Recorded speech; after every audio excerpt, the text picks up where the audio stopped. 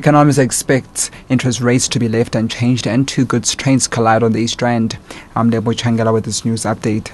Economists say continuing rand weaknesses will probably prompt the Reserve Bank to leave interest rate unchanged. The rand hit a new 4-year low today of R9.61 to the US dollar. The central bank's monetary policy committee is expected to announce its rate decision tomorrow.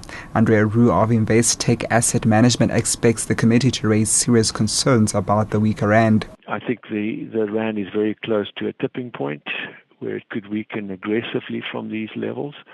If we see big outflows of capital, I think there's risk of that, and the Reserve Bank is going to be very concerned about increasing that risk, and for that reason I think they'll remain on hold. 4 people have been injured, one critically, after two goods trains collided at Brakpan on the East Rand. The cause of the accident is being investigated. Nakin and one spokesperson, Santi Heinemann. After the injured were treated and stabilized on scene, they were transported to various hospitals in the area for further medical care. Exact details of the cause of the accident and preceding events will remain the subject of an investigation.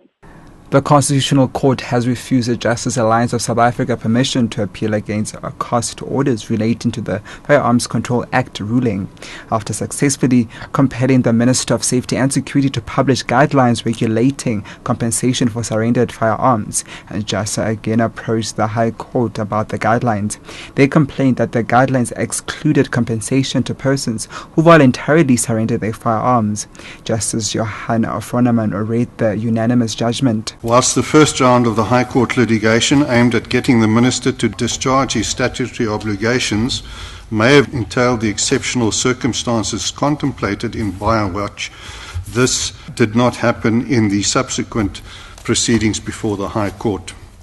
In that case, the validity of compensation for surrendered firearms and the focus of the applicant's case was on whether the guidelines fell foul of the Act, based on legality and no specific constitutional right. And former DA parliamentary leader and outgoing MP Athol Trollip says he does not owe party leader Helen Zille any loyalty.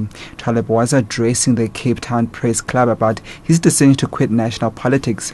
Trollip will resign as DMP to become an MPL in the Eastern Cape legislature. Trollip says loyalty to individual politicians can lead to the destruction of a political party. I'm loyal not to any individual. I'm certainly not loyal to Helen Zille, and I've told her that, personally and a number of times. I'm loyal to our cause, and I once described myself to her as one of her most loyal generals, but not loyal to her. Loyal to a cause that I think I share with her.